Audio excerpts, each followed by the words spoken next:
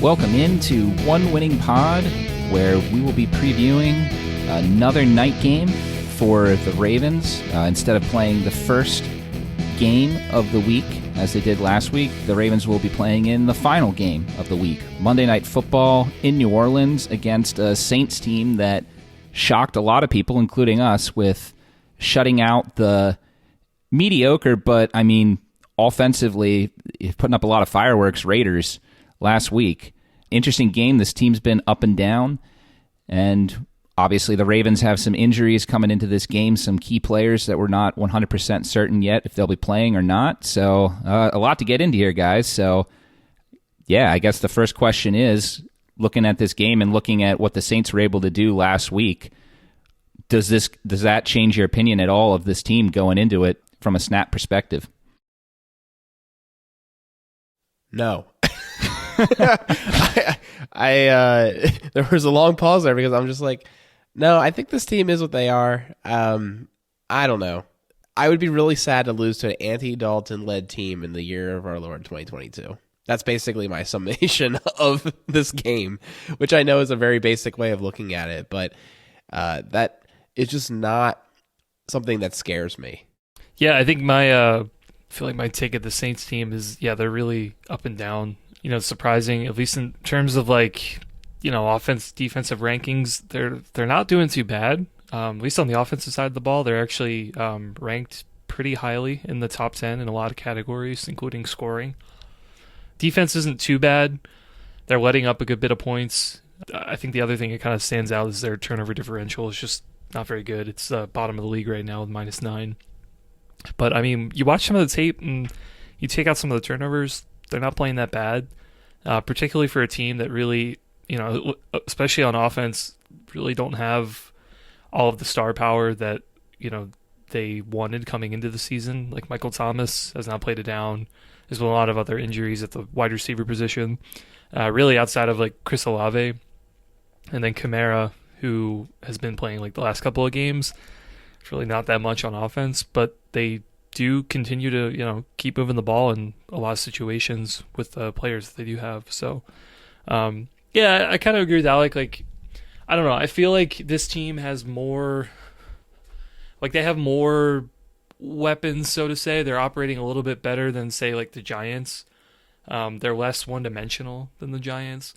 But that being said, they're kind of close to them, except they haven't been winning as many games. Well, they're currently in second in their division, and losing to the Falcons, as everyone would have assumed going into the season, that the Falcons would be in first place in that division.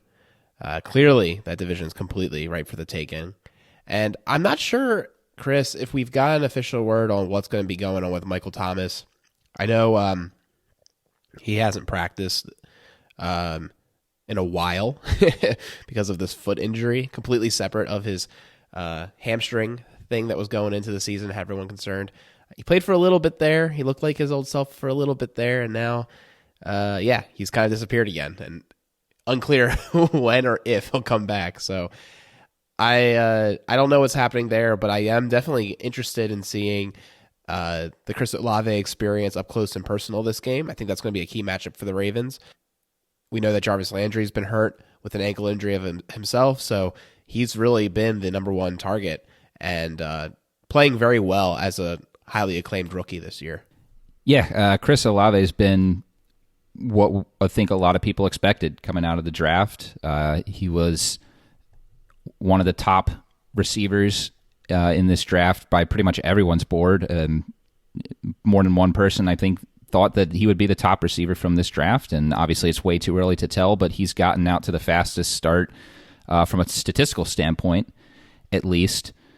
He has more receiving yards than any other rookie wide receiver in the league right now. And yeah, if you look at this offense, outside of Olave and Alvin Kamara, who had his best game of the season this past weekend, surprisingly, Kamara went the first 5 games that he played this year without a touchdown and had 3 this past Sunday. So I think that's something to watch out for. The Saints' new coaching staff definitely found something that at least worked against the Raiders.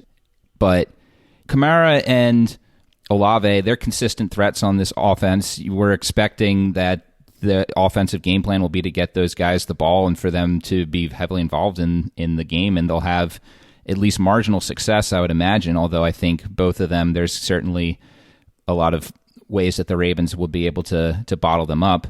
But then what's really interesting about this offense is outside those guys, you've got a lot of guys who are the exact opposite of consistent, but are capable of having huge games. Guys like one of the best gadget players in NFL history, Taysom Hill, Rashid Shaheed, who's a rookie, I believe. He's had a couple flash plays.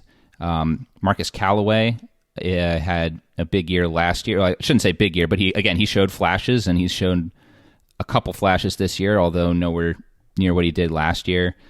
Their tight ends are decent, Adam Trotman and Juwan Johnson. Nothing that particularly scares you, but they're guys that have to be accounted for. So it's a little tough to predict how this offense is going to perform, what the Ravens are going to need to do, because you have so many guys they can throw at you that can give the defense trouble if they're schemed up correctly. But also they're guys who defenses have been able to take out of the game as well. So that aspect of this offense is a little interesting when you're looking up at the matchups here as to what the Saints might do to combat the Ravens defense and what the Ravens have to be prepared for. Raheed Shaheed, man, that is a player that I've seen a little bit of his highlights. That's like the classic player. I remember in the Miami game last year, like that random guy who just like torches you with these random little plays. I feel like that could be him. He had 18 yards per target. Now, granted, it's very inflated by 153-yard target, and he's only been targeted 5 times, but it seems like this guy is just lightning in a bottle. He has 1 rush this year. It was a 44-yard touchdown.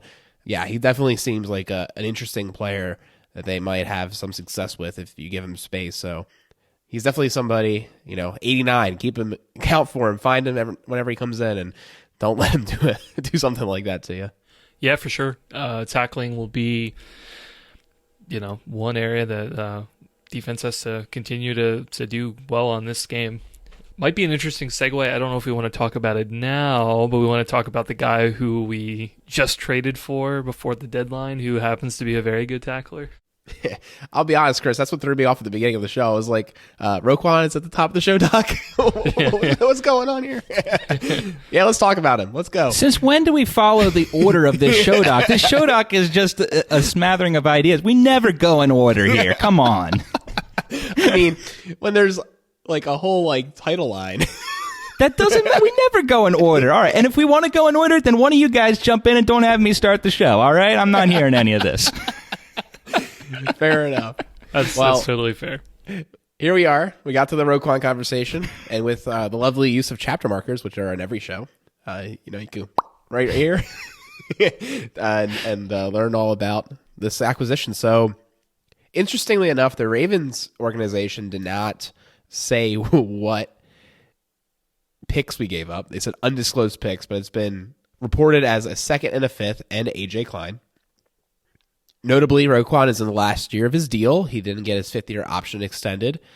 He's representing himself like Lamar and will likely want a record-setting deal, which will be to the tune of about $20 a year. And, the high-level thing is he's a 25-year-old that has 2 All-Pros under his belt. We're not talking Pro Bowls. We're talking All-Pros. So one of the best middle linebackers in the game. And this is the definition of a splash move that we've seen the cost to do many times when he thinks the team's the real deal. Yeah, absolutely. I think the big question now is just how does Smith fit into the defense that we have here? We saw obviously in 2019 the Ravens were able to get Marcus Peters from the Rams, and that one worked out excellently. And then in 2020, we thought that the Ravens had done it yet again with Ngakoue, and for whatever reason, that move just didn't work out, and Ngakoue is now not on the team while Peters continues to be on the team and is a huge contributor.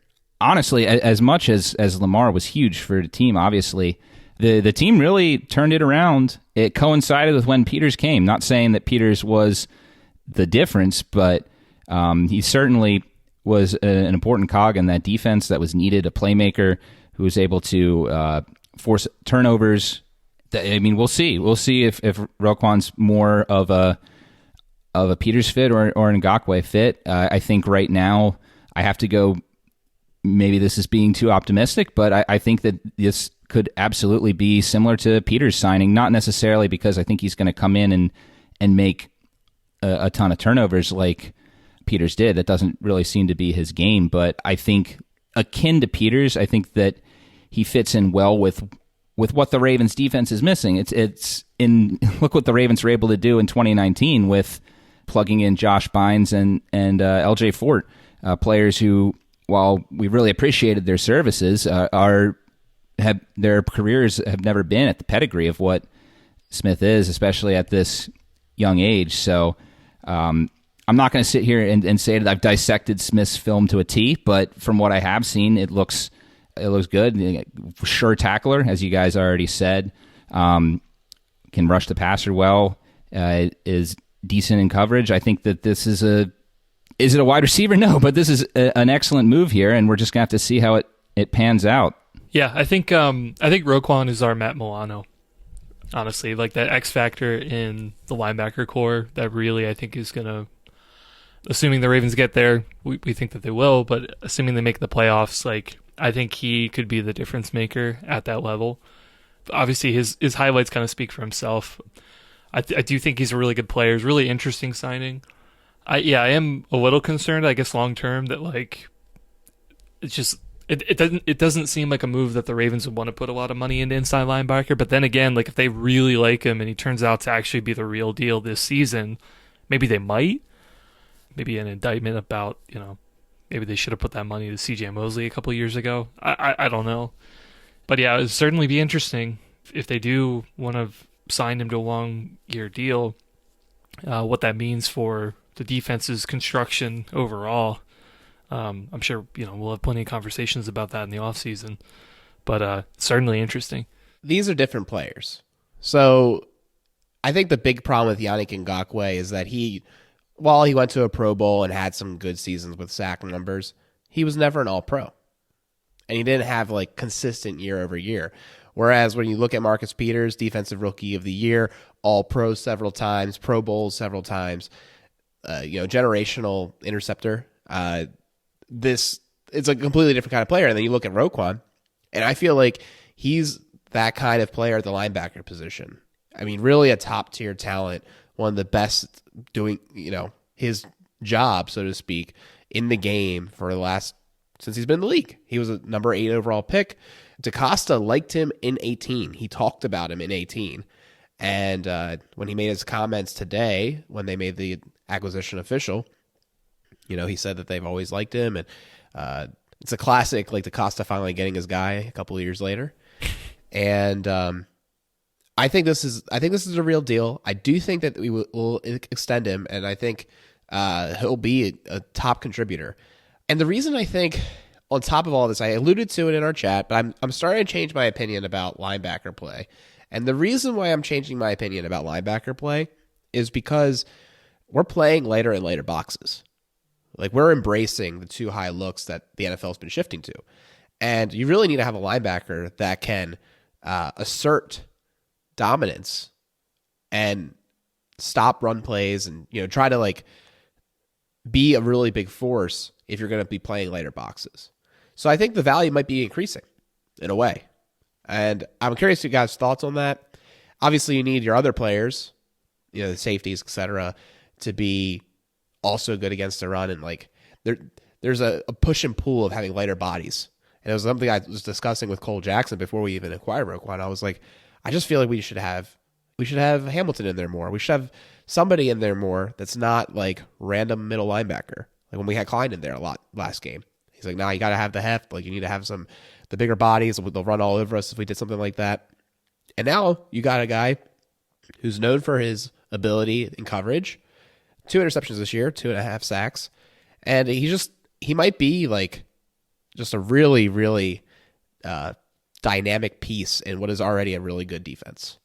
Well, I mean, in fairness to your previous interior linebacker comments, and I think, in general, what we've been saying on the show in the past, I don't think we've ever said that interior linebacker doesn't matter. I think our conversations have really just been that the way defense is played in the modern NFL, the importance of it has shifted through the years, right? I mean, if we go back to the early 2000s, like interior linebacker was the cornerstone of defenses, and you look back at those teams, like, I mean, it wasn't just the Ravens with Ray Lewis. I mean, you had the Patriots with Teddy Bruschi, the Steelers with James Farrier, obviously the Bears with Brian Urlacher, Dolphins with Zach Thomas. I could go on and on. Like, the middle linebacker was, if not the premier position, a premier position of a defense. And now I think that, well, I agree with everything you've said. I think that now there's a lot of other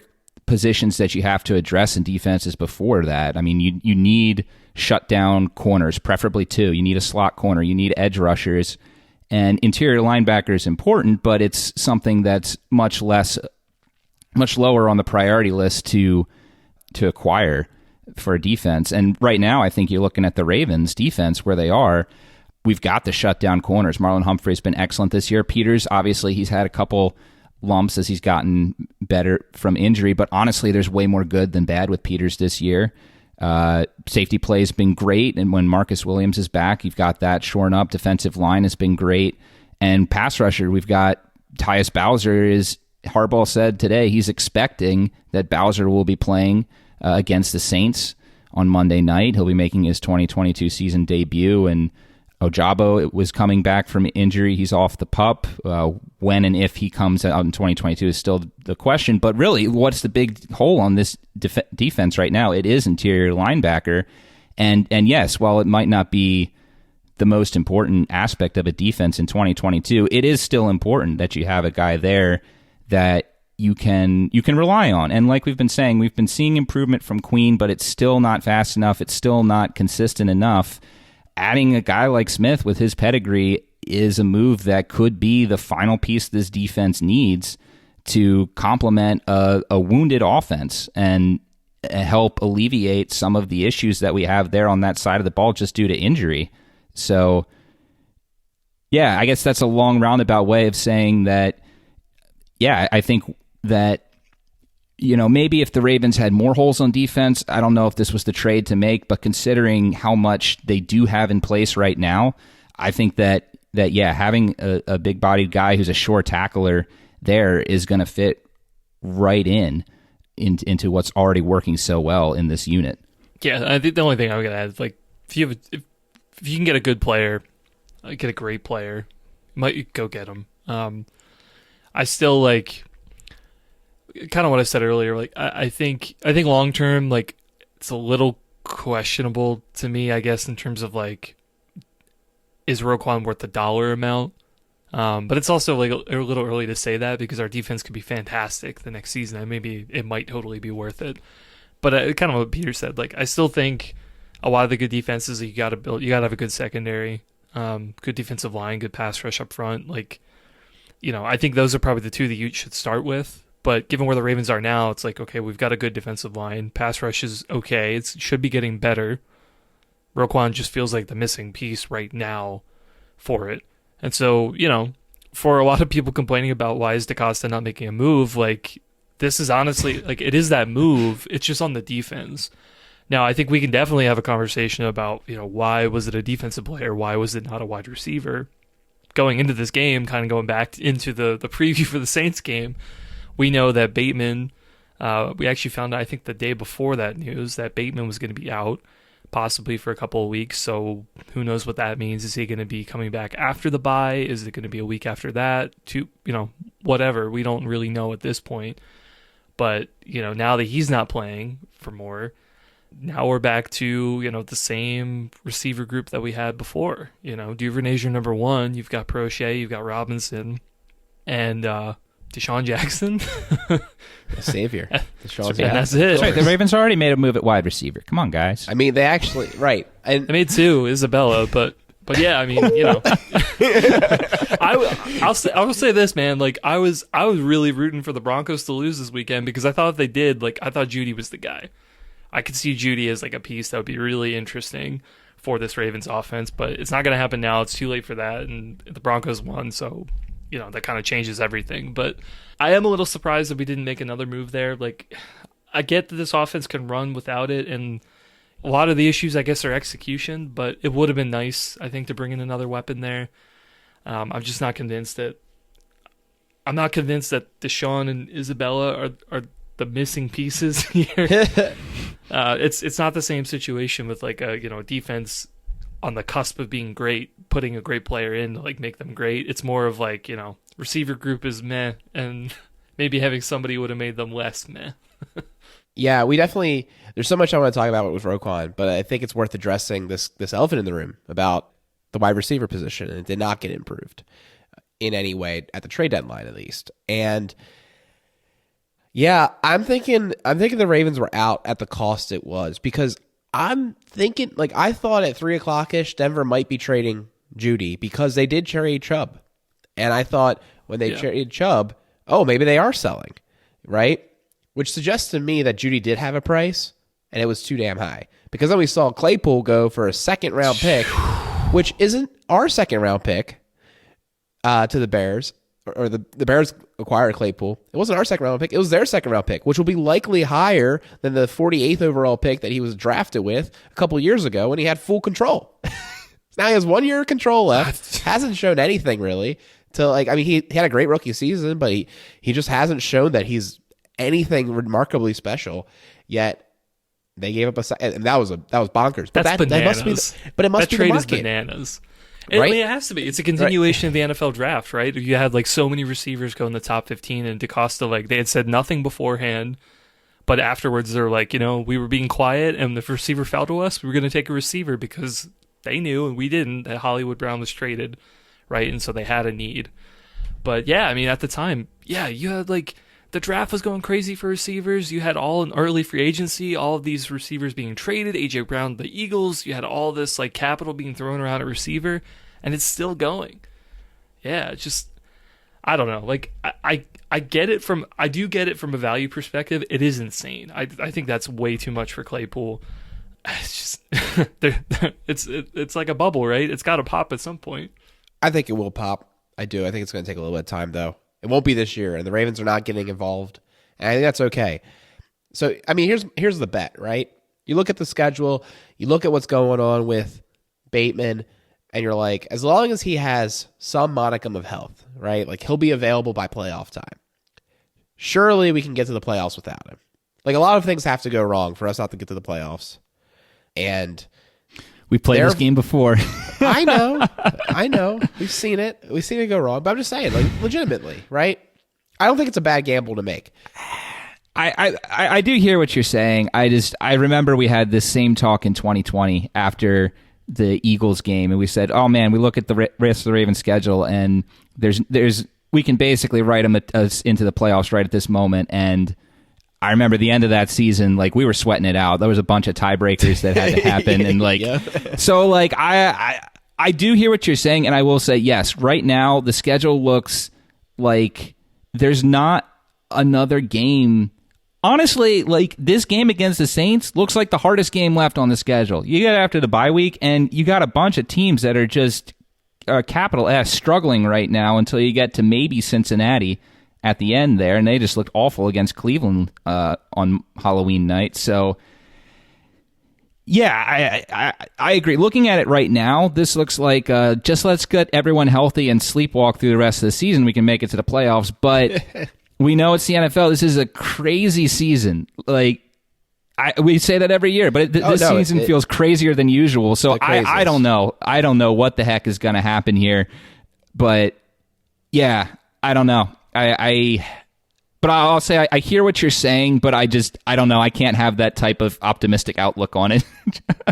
I don't take any games won for granted anymore. I've definitely learned that lesson this year. Like, the NFL's hard. It's hard to get wins, and a win's a win, and I'll be happy about it, even when I get annoyed by the fact that we didn't win by enough or whatever. But I do think there's some level of, if the Ravens are deserving to win a Super Bowl, it's a classic, like the classic line. If they're going to do that thing, they need to be able to overcome losing Bateman for some games in the middle of the season against these kind of opponents. Like, that just is what it is, right? They have bigger problems afoot if we aren't able to make the playoffs, waiting for him to come back healthy. That's my take on it. Yeah, I mean, I guess, yeah, and I guess tied into that is also the health of Mark Andrews' shoulder. I mean, it sounds like that's not a serious injury. It sounds like there's a good shot he'll play Monday night. But remember, also going into the Cleveland game, there was talk of a knee injury. We're still not sure how serious that was. So, I mean, Andrews' health has us worried as well. There's just a lot of injuries on this offense. Dobbins is out now, too. So it's like we're not just talking about an injury to Bateman here. We're talking about Mark Andrews playing through injury. We're talking about Dobbins out. We're talking about Gus Edwards having a hamstring injury in only his second game of the season. I don't know. I think that there's legitimate concern here with the health of this offense, which is again why I think this move on the defense, counterintuitively, was actually a really good move here.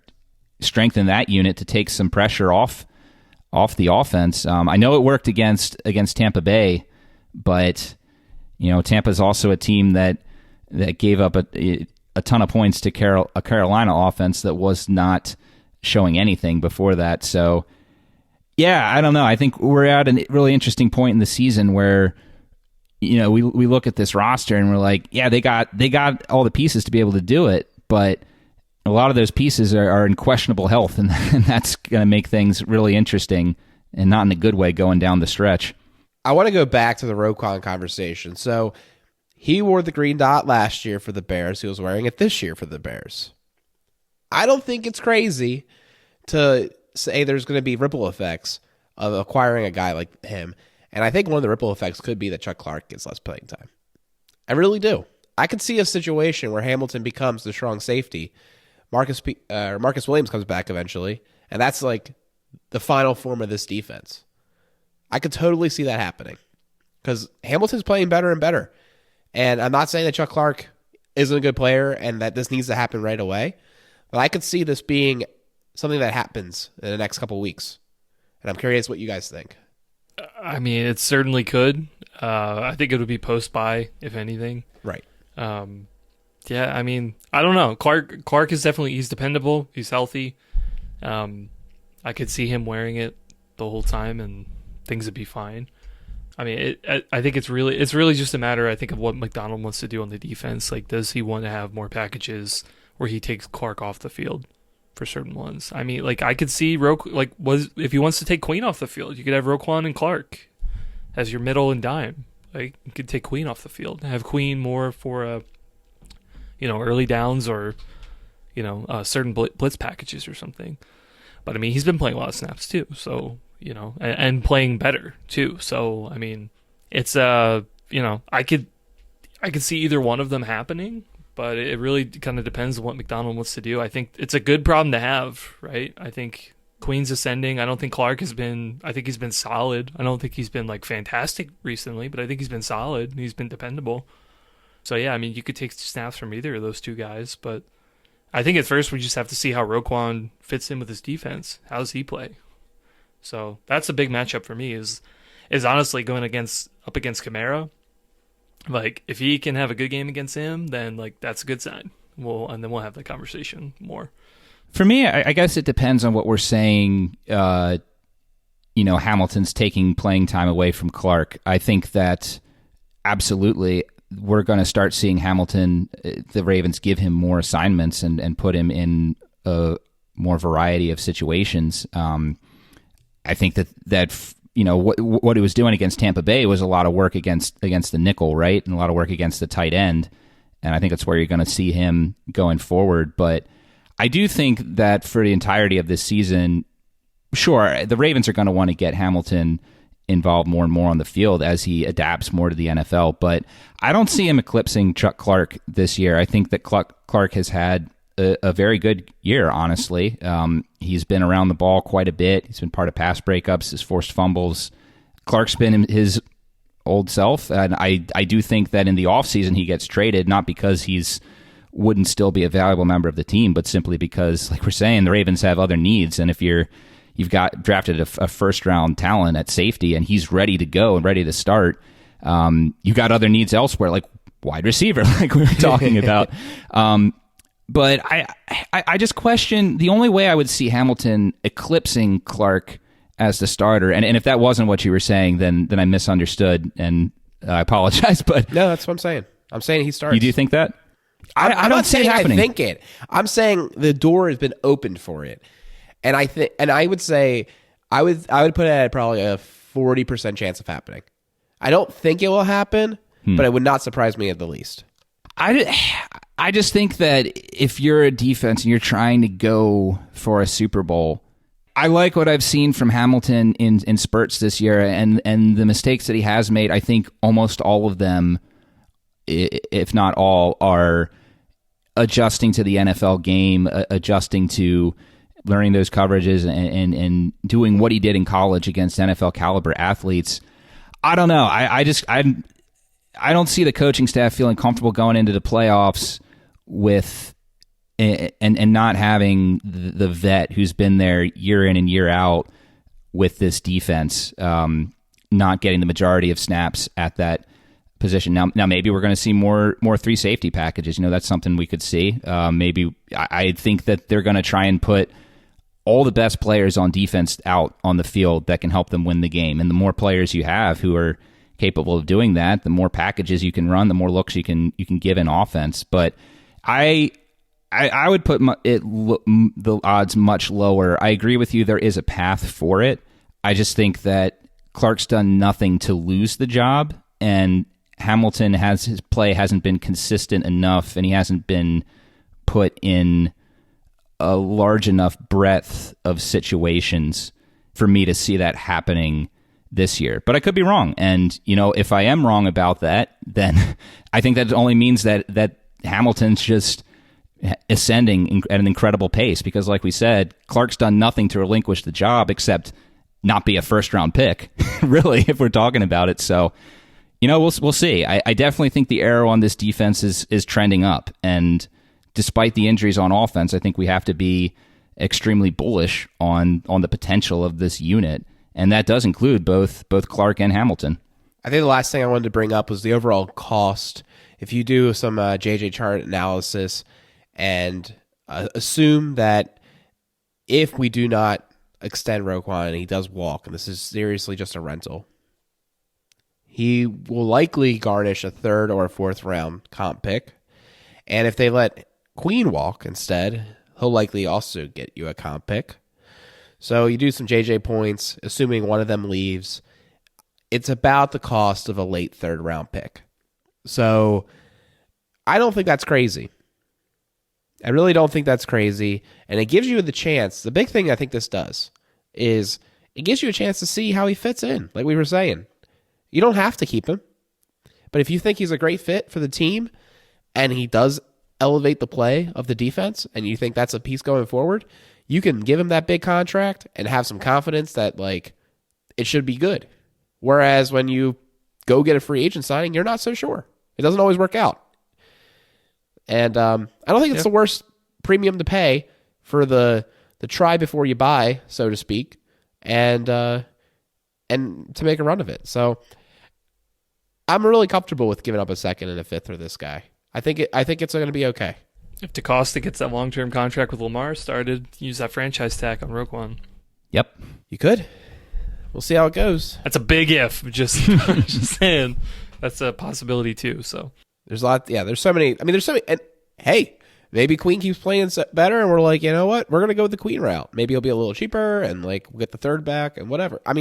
There's so many ways this could play, but I don't think that. I doubt that. That's my least likely timeline. Yeah,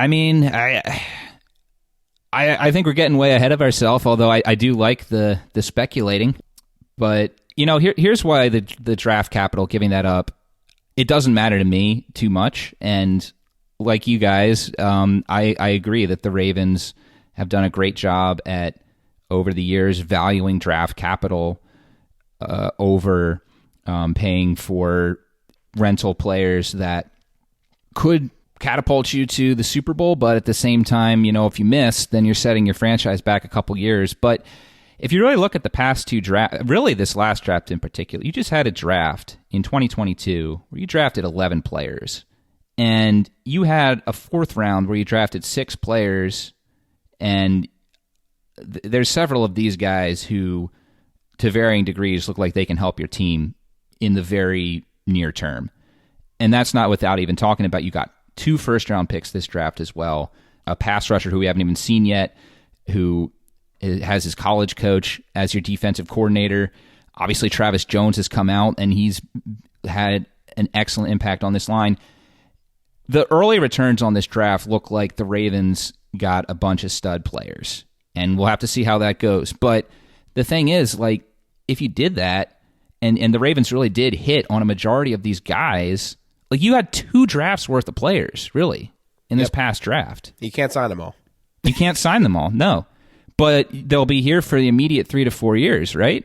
So I think that you have, for this next window coming up, you have allowed yourself, the cushion to play with some of the draft capital over the next 2 years to acquire some vets to pair with these young guys and see what happens with it.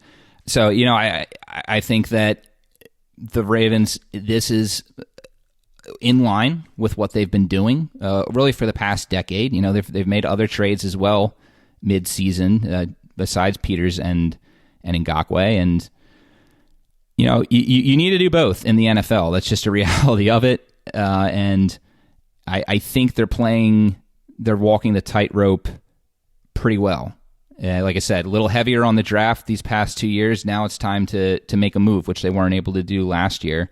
You got Smith. At some point, they're going to need to make a move for a wide receiver, whether it doesn't seem like it's going to be this year. At this next offseason, a big move at wide receiver is imperative.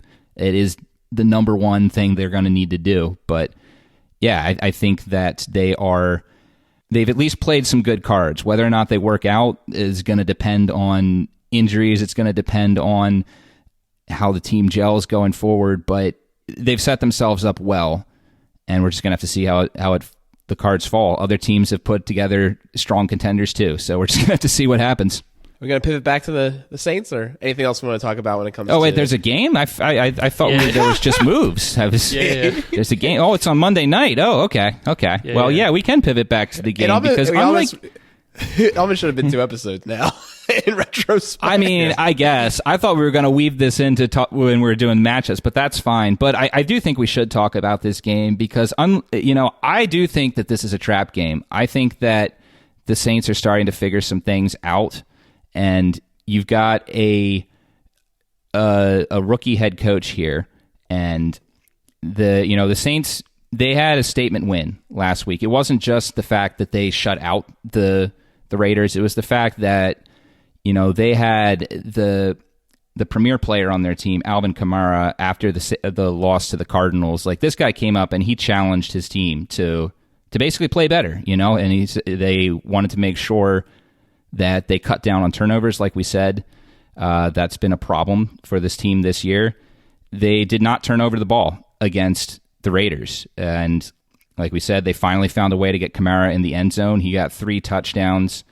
Andy Dalton is a guy who, while is an unspectacular quarterback, has always played the Ravens tough. He had a .500 record against the Ravens as a starter for the Cincinnati Bengals.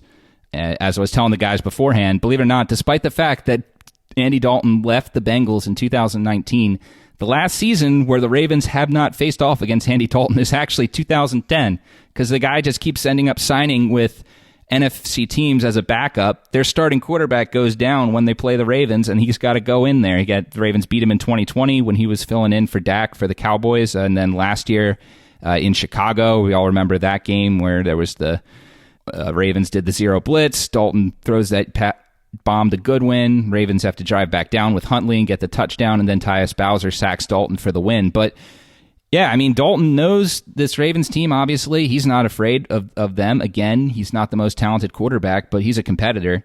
And again, on defense, they got a lot of young pieces on this team. Some stuff's coming together. Even with Marshawn Lattimore out, they have young cornerbacks who are starting to find their way. Shut down Devontae Adams last week. Devontae Adams had one of the worst games of his career last week. Tyrann Mathieu has been signed by them. Some Ravens fans wanted him to sign before we got Marcus Williams. Some fans in the flock in the offseason still wanted Mateo over Marcus Williams. I'm not sure if anyone is still on that train now after the early returns with Williams. I'm certainly not, and I don't think any of us are. But yeah, I am not going to lie. I think that this game is a potential trap game. I think that the Saints are running hot, and there could potentially. Honestly, I look at this team. I think when everything's said and done, I think this team represents the NFC South in the playoffs. Now, that could mean they have a losing record because, as we've talked about, the NFC South is garbage. But yeah, I'm looking at this game, and I think this is something that the Ravens have to take seriously, and this team could give them some trouble. For sure. I totally get why you would call this a trap game. I think that's a completely reasonable thing to say, particularly given the oddly long break between it. The fact that the Saints did play quite well against the Raiders. They have skill position players that can, impact you. We saw Alvin Kamara. He's been getting utilized in the pass game a ton, and he's so explosive that, we gave all these props to Rashid Shaheed, but he was like the OG, explosive player on the team, And, all that, plus the defense, like you mentioned, that's been playing well. If they cut down on these turnovers, they could surprise the Ravens. I totally can buy that. Yeah, I think for me, the real question mark, I think for me, is the Saints defense. I think the offense can play well. They have some pieces.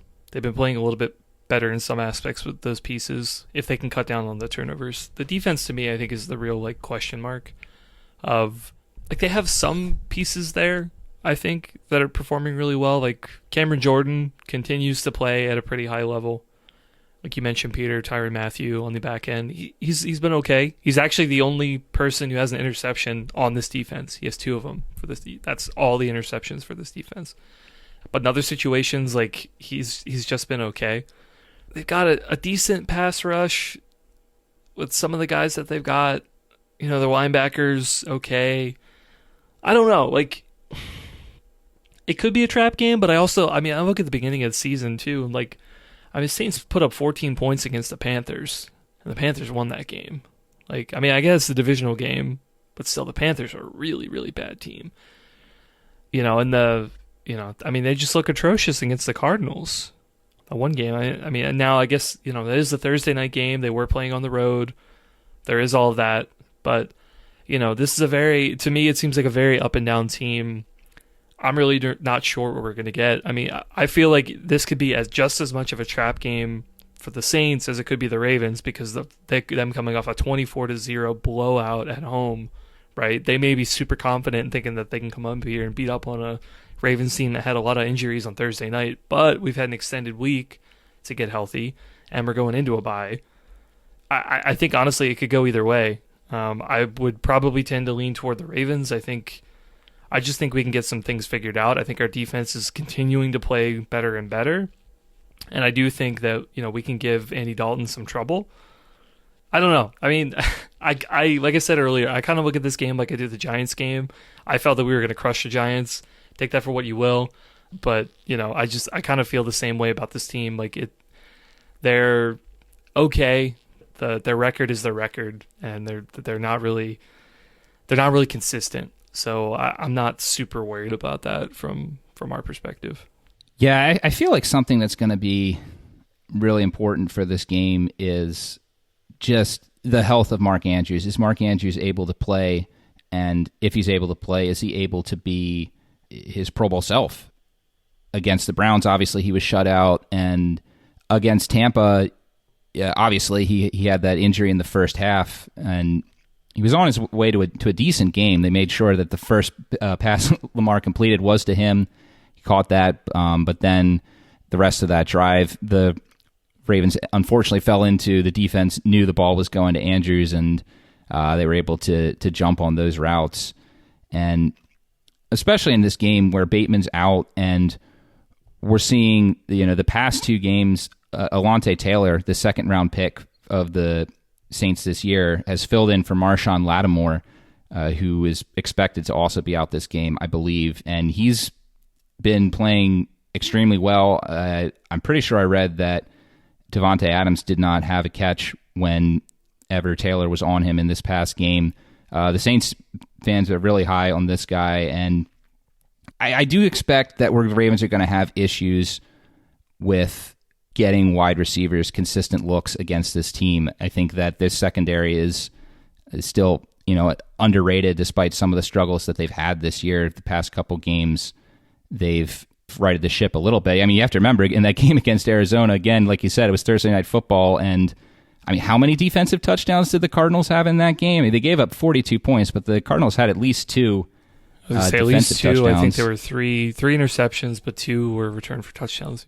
Yeah, so the defense wasn't quite as bad in that game as you look at the final score and say, but we'll see how healthy Andrews is. But you also have to love for the Ravens going into this matchup that the Ravens were finally able to unlock Isaiah Likely and able to get him a solid game. Like we said, it was almost the best statistical game in a single game for a Ravens rookie tight end against Tampa. Really getting Likely out there is a guy that I think could be really key in this matchup. They have good linebackers as well. In fact, if you look at PFF, you want to take that into consideration. Their middle linebacker, Demario Davis, is actually the highest graded interior linebacker for PFF's rankings for this year. And then Warner is a pretty solid linebacker as well. So, yeah, it's a talented defense. So it's really just going to come down to what's the offensive game plan. Are the Ravens going to have a game plan that can compensate for the injuries that they're going to have? I certainly see a path for the Ravens winning this game, but it is going to probably come down to some guys who, the success that the Ravens had on the offensive side in the second half with their second string players. I think that's going to have to continue again in this game. I honestly don't think I have too much more. The only other thing, well, it's kind of past this, but Ingram and Murray, I watched the Vikings game, and I was like, whoa, this is weird. Oh, yeah. But if Kamara's playing, then neither of those two are going to play anyway. Yeah, I think too. Yeah. Who's doubtful? Yeah, Ingram. I think Ingram.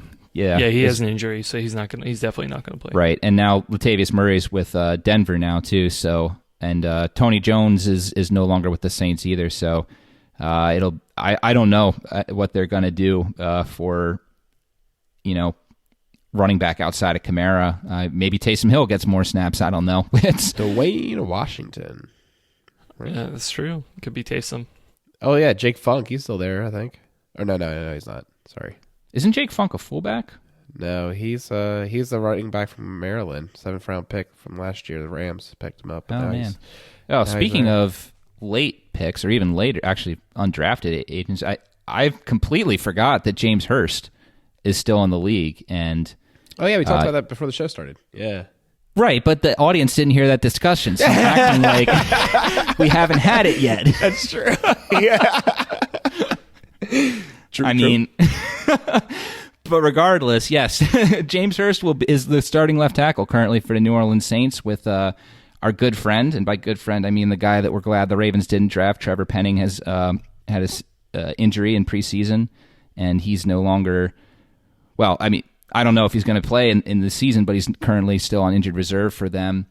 And then in the offseason, the Miami Dolphins signed Taron Armstead, who had been the starting left tackle for the Saints for several years. So Hurst kind of in a patchwork role, really, just kind of holding the job over, or maybe keeping the job from Penning. We'll have to see. But yeah, I still saw that, and I'm like, man, that's another great undrafted free agent signing by this Ravens organization. I mean, Hurst is not a star in this league by any stretch of the imagination, but he was first year was in 2014. Guy's 30 years old. He's still getting cracks at starting jobs in the NFL. You gotta look at that and say that was a pretty good find there. For sure, yeah. If broken leg or an ACL or something going into that. So I mean, he was projected to be a much higher pick than he was, but ended up going undrafted, and we picked him up, and he was able to recover from that and play pretty well outside of that 1 year. But yeah, it was pretty crazy. That the Raiders game too. There was also Jermaine Illuminor was on I think he's their left or right guard. I can't remember which one, but he was on the field as well as their starter. Ravens depth offensive line reunion. So yeah, let's get to some bold predictions. Ravens are favored by 3 points, over under 48 points, and My bold prediction is this. I think they do not get their turnover differential thing sussed out. I think the Ravens make 2 interceptions in this game. This is not part of the bold prediction, but I think they will be Tyus Bowser and Roquan. Because it's not on film that the Ravens' middle of the field can cover right. It'll be the new wrinkle. I mean, not to say they haven't been improving. Don't get me wrong. But I'm just saying this is going to be a new level of coverage, I would imagine, next week. It's not been on film, and I hope that they can profit off of it. And if I'm doing my score prediction, I know we talked about the trap game potential, but I do think the Ravens should win this game and will win this game. I'm going to go ahead and say something along the lines of 27-13. And pulling up the sheet, I feel like I use that number a lot, but I really think that's about right. Might be your default score. Is that your default score? I remember a couple episodes, Chris called you out for basically having a default score that you went to. I feel like I do have a default score.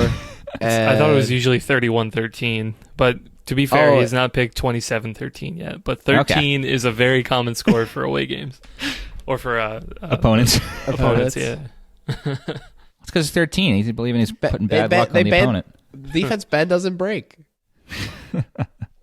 Well, we've got some really good news here from the Ravens' standpoint. We're expecting that Tyus Bowser will be back. I think that's going to be huge for the defense.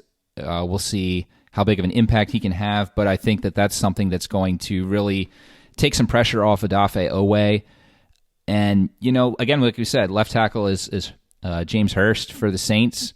Ravens know this guy inside and out. I think that they're going to try and attack him. And I could see Owe having a big night. I'm going to say he gets a hat trick, 3 sacks. See, breakout night for Owe. Let's go. That's really bold. Wow. It is really so bold. Fun. I like that. It is really bold. I got to go really bold, though, as everyone will get frustrated with me for, again, picking the Ravens to lose for second week in a row. I do like what's going on with this Saints team, and I have full belief that this Ravens offense can be explosive, even with the amount of depth guys they're going to have to put out there. I still think there's going to be growing pains with this offense, just as continuing to go through injuries. I think that this team's going to be situated really well after the bye, but I just question if the consistency is going to be there on Monday night. And I think that this game's going to be close, but I'll take the Saints 20-17. All right. Interesting. I have a couple of bold predictions kind of running around my head, but you know what? I think I'm gonna go defense. I'll continue the theme with you guys here. I'm gonna say Roquan makes the play of the game, whether it's a forced fumble, interception, game-ending sack, whatever it is. He's gonna put the hay in the barn. Nice. That's the best way to put it. Yeah. So I think it's gonna happen. I think it's I like the analogy to Peters. His first game, he obviously had the play of the game, one of the plays of the game. Honestly, that Seattle game. I think Roquan could be that guy. So I like that. Like I said, I feel generally pretty good about this game, especially after what the Ravens did away at Tampa on that short week. I'm gonna say that they win this one, but I will say it's probably a little bit not as high scoring as my other predictions in the past.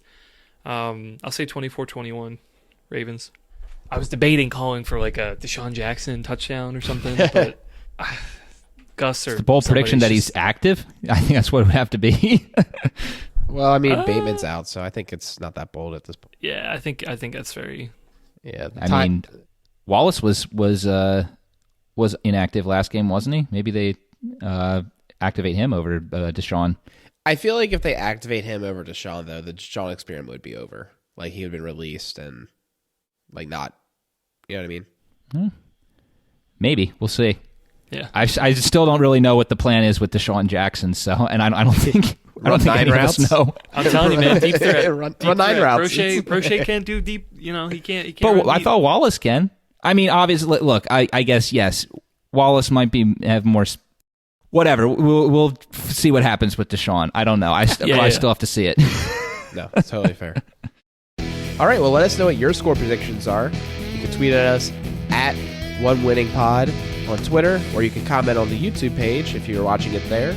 And make sure to check out the YouTube channel. We got lots of cool stuff coming up. Obviously, our NFL bets. And Ravens History Corner. So definitely give us a follow there. Peter, do you want to tease the history this week?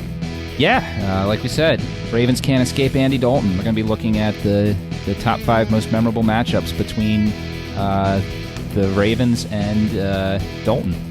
Awesome. Looking forward to that. So, yeah, please do check it out. We'll be back next week after what is hopefully a big win during primetime Monday night. Go Ravens.